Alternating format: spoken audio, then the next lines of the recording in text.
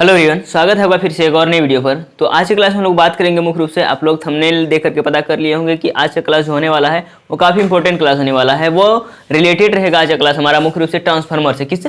Transformer से। हम लोग ट्रांसफार्मर देखते हैं, हमारे घरों में जो लाइट आती है वो ट्रांसफार्मर से ही वहाँ हर एक गाँव के साइड में जैसे उसमें कैपेसिटी होती है क्या कर, यानी कि वहाँ से हम लोग क्या करते हैं, वायरिंग को अपने घर लेके जाते हैं, ठीक ना। तो उसी ट्रांसफार्मर में हम लोग किस तरह से वो ट्रांसफार्मर कार्य करता है, कितने प्रकार के ट्रांसफार्मर होते हैं उसके बारे में पढ़ेंगे, ठीक ना।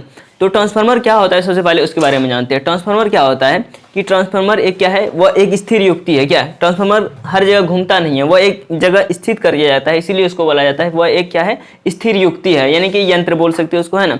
जो क्या करता है कि निम्न वोल्टेज को उच्च वोल्टेज में क्या करता है, परिवर्तित करता है, या उच्च वोल्टेज को निम्न वोल्टेज में परिवर्तित करता है। ट्रांसफार्मर का मुख्य रूप से ये काम है, ठीक ना। और आपको ये भी पता होगा कि ट्रांसफार्मर जो है वह किस प्रकार करता है, एसी पर कार्य करता है, वह डीसी पर कार्य नहीं करता है। ट्रांसफार्मर किस प्रकार करता है, वो एसी पर कार्य करता है, डीसी पर कार्य नहीं करता है। बट आपको अगर पूछा जाए कि अगर हम किसी ट्रांसफार्मर पर एसी डीसी सप्लाई कर दिया जाए, किसी ट्रांसफार्मर पर, जैसे मेरा स्टेप अप ट्रांसफार्मर है ये, ठीक ना, अगर हम इसमें क्या करेंगे, डीसी सप्लाई कर दें, यानी कि डायरेक्ट करंट का अगर हम सप्लाई कर दें, तो इसमें क्या होगा, तो इसका वायरिंग जो है वो जल जाएगा। क्या हो जाएगा, जल जाएगा। इसीलिए बोला जाता है मुख्यतः जो ट्रांसफार्मर है वो किस पर कार्य करता है, वो एसी पर कार्य करता है, ठीक ना। तो हम लोग सबसे पहले देखेंगे ट्रांसफार्मर के जो दो टाइप्स हैं, एक स्टेप अप और स्टेप डाउन। क्या है, स्टेप अप और स्टेप डाउन, इन दोनों के बारे में हम लोग अभी देखेंगे। स्टेप अप मीन्स क्या, स्टेप अप में हम लोग देखेंगे किस तरह से उसमें कितना वाइंडिंग है, यानी प्राइमरी में कितना वाइंडिंग है और सेकेंडरी में कितना वाइंडिंग है। और स्टेप डाउन में भी देखेंगे कि प्राइमरी में कितना वाइंडिंग है और सेकेंडरी में कितना वाइंडिंग है। और इसका क्या करता है, एक रेशियो भी निकलता है ना, ट्रांसफार्मर अनुपात जिसको बोला जाता है, ट्रांसफॉर्मेशन कांस्टेंट जिसको बोला जाता है ना, उसके बारे में भी देखेंगे। यानी वाइंडिंग का जो रेशियो होता है, यानी कि एक स्टेप डाउन और स्टेप अप का, ठीक। तो चलिए हम लोग बारीकी से अब एक एक करके देखते हैं। जैसे अगर हमें पूछा जाए उच्चाई ट्रांसफार्मर, जिसको हिंदी में बोला जाता है स्टेप अप, इंग्लिश में स्टेप अप, और अपचाई ट्रांसफार्मर और इंग्लिश में इसको स्टेप डाउन। क्लियर है यहाँ तक, ठीक। ये हो गया फिगर कुछ, इसमें और कुछ हम डाल सकते हैं। जैसे ये वाइंडिंग क्या हुआ, मान लीजिए ट्रांसफार्मर में, ठीक ना, ये वाइंडिंग क्या हुआ है इस तरह से, ठीक, इस तरह से क्या है, वाइंडिंग क्या हुआ है, इसको आप लोग इस तरह से कर सकते हैं, ठीक। ये इसको क्या बोला जाता है, step up transformer. Step up transformer में अब क्या होता है, ये देखिए, ये जो आपको दिख रहा है, ये जो कॉइल है, यहाँ पर वाइंडिंग क्या हुआ, इसमें क्या होगा, कॉइलों की संख्या कम होता है। स्टेप अप में क्या होता है, प्राइमरी कॉइल जो है, प्राइमरी कॉइल जिधर से हम लोग क्या करते हैं, वोल्टेज को इनपुट देते हैं, तभी मेरा आउटपुट प्रोसेस उधर से निकलता है सेकेंडरी कॉइल से, ठीक। तो हमें प्राइमरी कॉइल में जो हम इनपुट देते हैं उसमें जो कॉइलों की जो संख्या होती है वो सेकेंडरी कॉइल से यानी कि कम होती है। आपको यहाँ दिख रहा होगा कि सेकेंडरी कॉइल में बहुत सारे कॉइल लगे हुए हैं ना, सेकेंडरी कॉइल में बहुत सारे कॉइल है, और फर्स्ट यानी कि प्राइमरी कॉइल में देखा जाए तो बहुत कम कॉइल लगे हुए हैं। तो यहाँ से एक प्रश्न आ सकता है कि स्टेप अप ट्रांसफार्मर जो होता है, यानी कि उच्चाई ट्रांसफार्मर जो होता है, उसमें प्राइमरी कॉइलों की संख्या ज़्यादा होती है या सेकेंडरी कॉइलों की संख्या ज़्यादा होती है, ठीक ना। ऑप्शन में अगर दे दे आपको, तो प्राइमरी यानी कि एनपी, सेकेंडरी एनएस से ले सकते हैं ना, एनपी प्राइमरी और एनएस सेकेंडरी, ठीक ना। इसमें से क्या होता है कि सेकेंडरी में ज़्यादा होता है कॉइलों की संख्या, किसमें,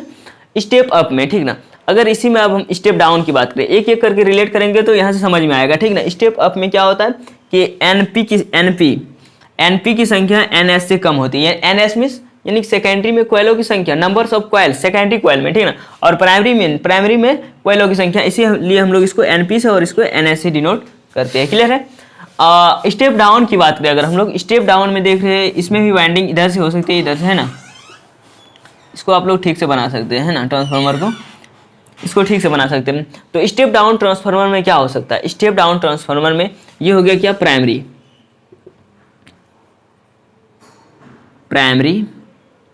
कॉइल, और ये हो गया क्या, सेकेंडरी कॉइल।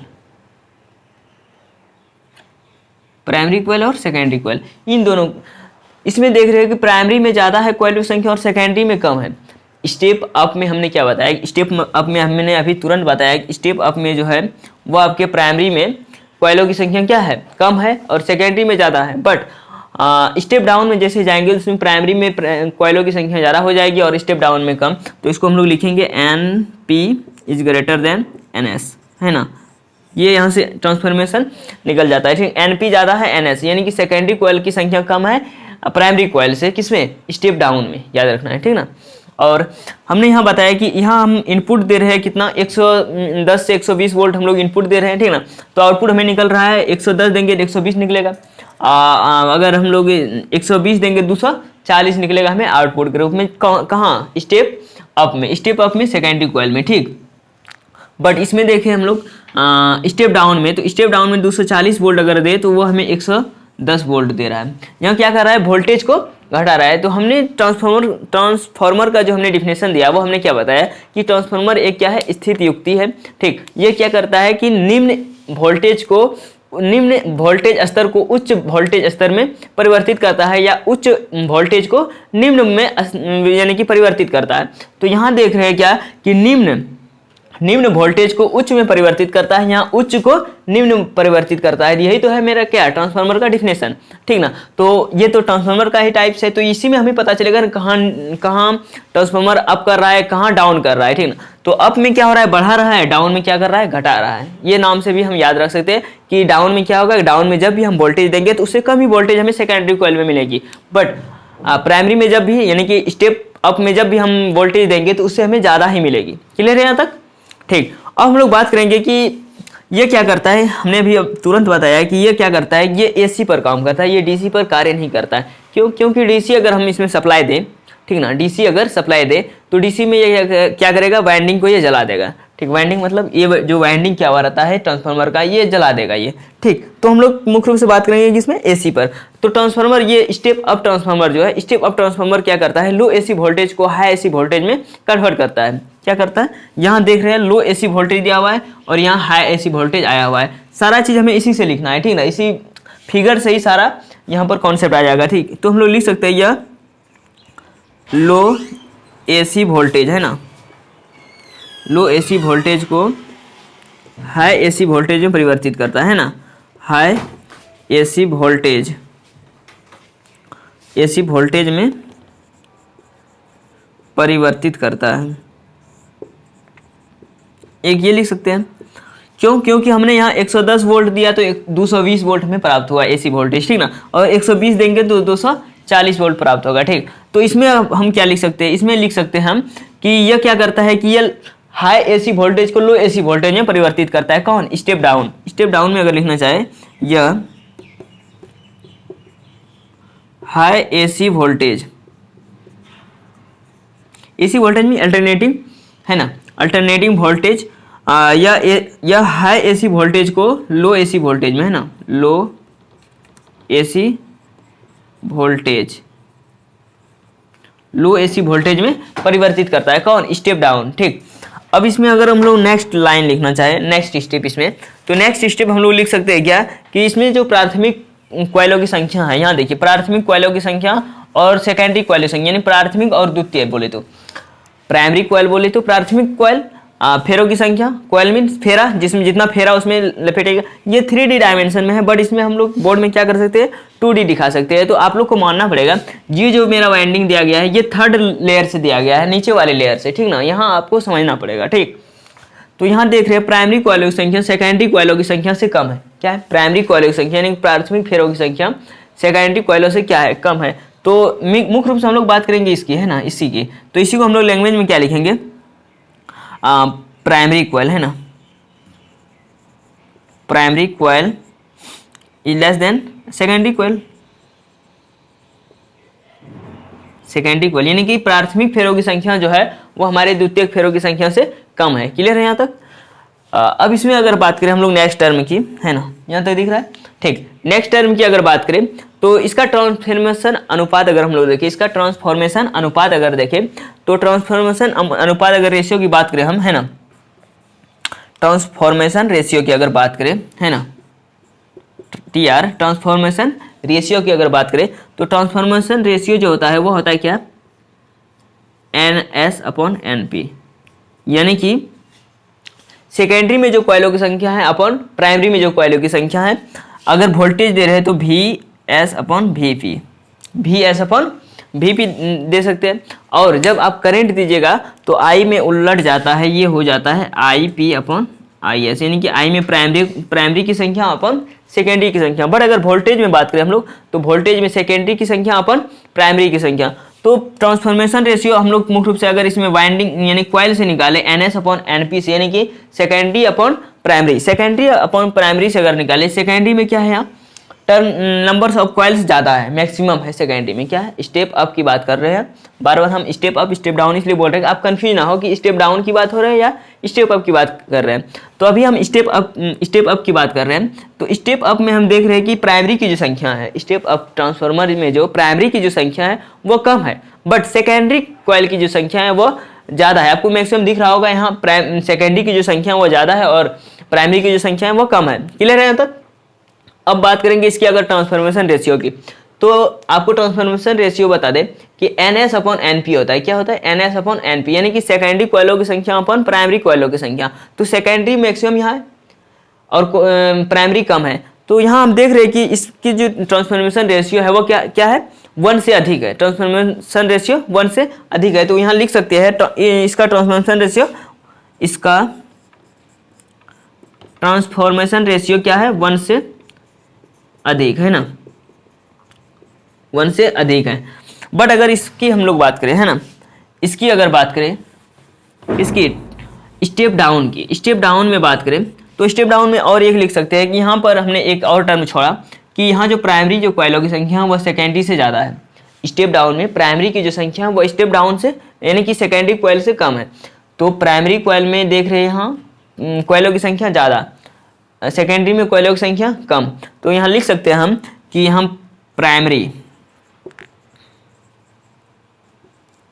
प्राइमरी कॉइल है ना, primary coil is greater then secondary coil. बिल्कुल उल्टा है, एक को याद रखना है, दूसरा आपको याद रहेगा। स्टेप अप में क्या पढ़ा कि इसमें यानी कि प्राइमरी की संख्या कम रहेगा, सेकेंडरी की ज़्यादा, और स्टेप डाउन में क्या होगा कि प्राइमरी संख्या ज़्यादा होगा, सेकेंडरी का कम होगा। बिल्कुल रिलेट कर रहा है इधर से उधर, ठीक ना, ठीक। और इसकी अगर बात करें ट्रांसफॉर्मेशन रेशियो की, किसकी, स्टेप डाउन की अगर ट्रांसफॉर्मेशन रेशियो की बात करें तो आपको एक बात समझ में आ रही होगी कि यहाँ जो प्राइमरी की संख्या और सेकेंडरी की जो संख्या है वो काफ़ी रिलेट कर रहा है। प्राइमरी की ज़्यादा है और सेकेंडरी की कम है, ये आपको पता होगा। ये जो साइन हम लोग यूज करते हैं यानी कि primary is greater then secondary, है ना, प्राइमरी ज़्यादा है सेकेंडरी से, ठीक। तो यहाँ देख रहे हैं अगर हम इसका ट्रांसफॉर्मेशन रेशियो बताएं तो अभी हमने बताया ट्रांसफॉर्मेशन रेशियो क्या होता है, NS अपॉन NP, यानी कि सेकेंडरी अपॉन प्राइमरी।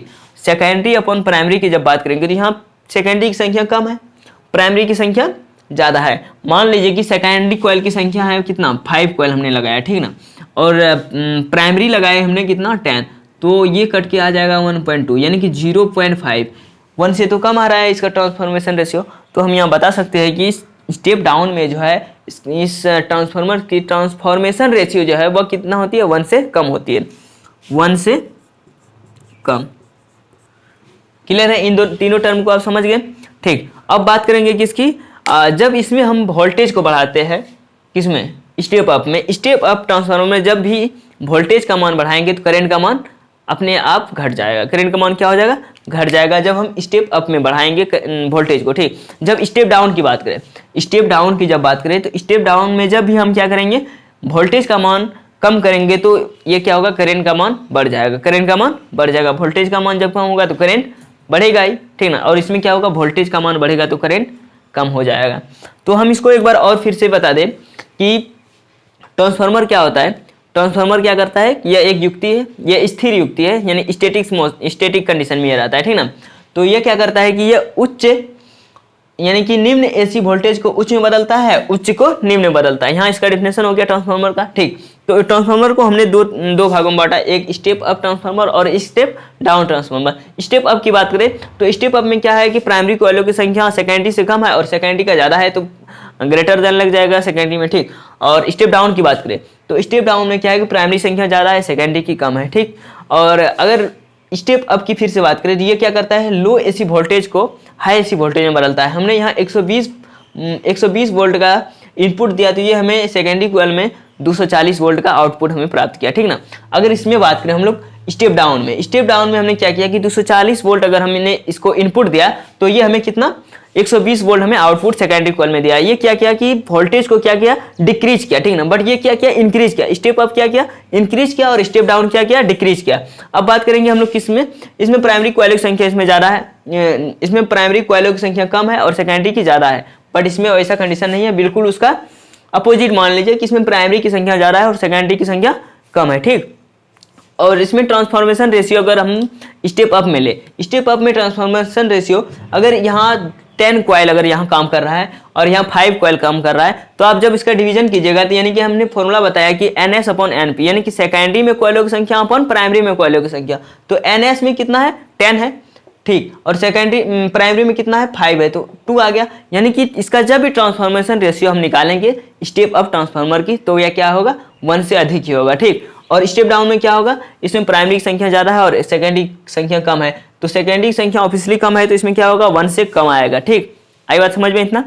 तो अगर इसकी और हम थोड़ा सा बात करें तो ये ट्रांसफार्मर जो है ये किस पर कार्य करता है, ट्रांसफार्मर म्यूचुअल इंडक्शन पर कार्य करता है। किसमें, म्यूचुअल इंडक्शन पर कार्य करता है ट्रांसफार्मर। और इसी में एक और ट्रांसफार्मर आता है, एक ऑटो ट्रांसफार्मर नाम का, क्या, एक ऑटो ट्रांसफार्मर नाम का आता है। वो क्या करता है कि यानी कि स्वप्रेरण के सिद्धांत पर कार्य करता है। किस पर, स्वप्रेरण के सिद्धांत पर कार्य करता है। नेक्स्ट क्लास में हम लोग देखेंगे कि इस ट्रांसफार्मर रेशियो से ही हम लोग क्या करेंगे, कुछ न्यूमेरिकल को सॉल्व करेंगे, यानी ट्रांसफार्मर के यानी कि न्यूमेरिकल को हम लोग किस तरह से सॉल्व करेंगे उसके बारे में भी समझेंगे। बस कुछ नहीं है, जैसे हमने अभी बताया कि NS upon NP, VS upon VP, IP upon IS, ये इसी तीनों रिलेशन से हम लोग क्या करेंगे, किसी भी न्यूमेरिकल को ट्रांसफार्मर का हम लोग सॉल्व कर सकते हैं। तो आशा करते हैं आज का क्लास आप लोग को बहुत ही मजेदार लगा होगा, क्योंकि ये ट्रांसफार्मर से, ये हमारे घरेलू उपकरण से रिलेटेड ये क्लास था, ठीक ना। तो आप लोग अपने से भी समझ सकते हैं, ये नहीं, अगर आप कहीं भी ट्रांसफार्मर देखिएगा तो आपको समझ में आएगा कि ये क्या स्टेप अप है या स्टेप डाउन है, तो आप उसका कैलकुलेशन कर सकते हैं, ठीक ना। उसके वाइंडिंग की अगर आपको पता है कि प्राइमरी में कितना वाइंडिंग है, सेकेंडरी में कितना वाइंडिंग है, तो आप बता दीजिएगा कि स्टेप अप है या स्टेप डाउन है। तो चलिए मिलते हैं हम लोग नेक्स्ट क्लास में। आज का क्लास आप लोग कैसा लगा आप लोग कमेंट के माध्यम से जरूर बताया कीजिए, और आप अगर इस चैनल पर नए हैं तो चैनल को सब्सक्राइब भी कर दिया कीजिए, ठीक ना।